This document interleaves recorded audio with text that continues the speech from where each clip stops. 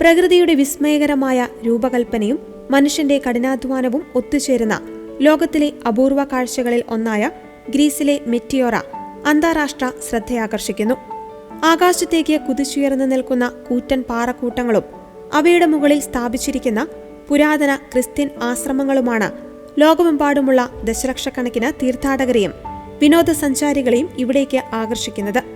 Greek ഭാഷയിൽ മെറ്റിയോറ എന്ന വാക്കിന്റെ അർത്ഥം ആകാശത്തേക്ക് ഉയർന്നു നിൽക്കുന്നത് അല്ലെങ്കിൽ വായുവിൽ തൂങ്ങി നിൽക്കുന്നത് എന്നാണ്.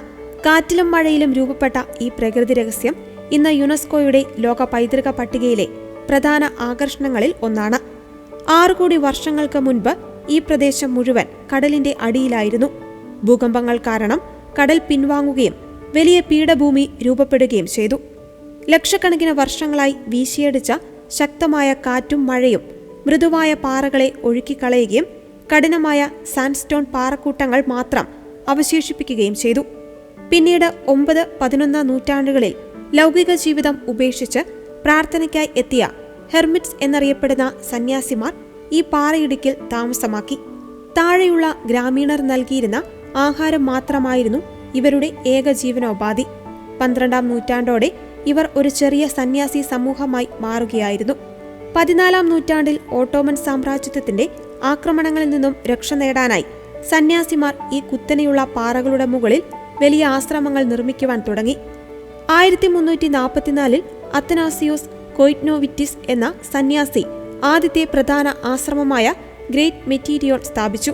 പിന്നീട് ഇത്തരത്തിൽ 24 ആശ്രമങ്ങൾ ഉയർന്നു വന്നു.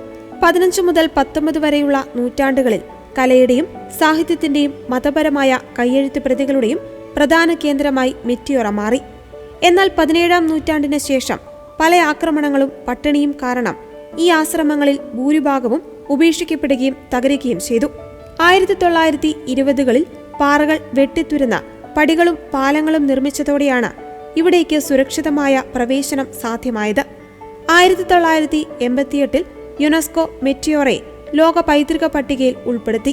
യാതൊരുവിധ ആധുനിക സാങ്കേതിക വിദ്യകളോ റോഡുകളോ ഇല്ലാതിരുന്ന 14-ാം നൂറ്റാണ്ടിൽ ഇത്രയും ഭീമാകാരമായ പാറകളുടെ മുകളിലേക്ക് കല്ലുകളും മരങ്ങളും എത്തിച്ചത് മനുഷ്യന്റെ അസാധാരണമായ അതിജീവനത്തിന്റെ തെളിവാണ്. വലിയ മരക്കവണകളും വടങ്ങളും വലകളും ഉപയോഗിച്ചാണ് നിർമ്മാണ സാമഗ്രികൾ മുകളിലേക്ക് വലിച്ചു കയറ്റിയത്. സന്യാസിമാർ യാത്ര ചെയ്തിരുന്നതും ഇത്തരം വടങ്ങളിൽ കെട്ടിത്തൂങ്ങി വലിയ വലകളിൽ ഇരുന്നു കൊണ്ടായിരുന്നു എന്നുള്ളത് ഇന്നത്തെ തലമുറയെപ്പോലും അതിശയിപ്പിക്കുന്ന വസ്തുതയാണ്. പണ്ട് 24 ആശ്രമങ്ങൾ ഉണ്ടായിരുന്നെങ്കിൽ ഇന്ന് 6 എണ്ണം മാത്രമാണ് പ്രവർത്തിക്കുന്നത്. ഇതിൽ 4 എണ്ണത്തിൽ സന്യാസിമാരും 2 എണ്ണത്തിൽ സന്യാസിനിമാരുമാണ് താമസിക്കുന്നത്. ദിവസേന 100 കണക്കിന് പടികൾ കയറി ചരിത്രത്തിന്റെയും പ്രകൃതി ഭംഗിയുടെയും അത്ഭുതങ്ങൾ ആസ്വദിക്കുവാൻ ആയിരക്കണക്കിന് ആളുകളാണ് ഇവിടേക്ക് ഒഴുകിയെത്തുന്നത്.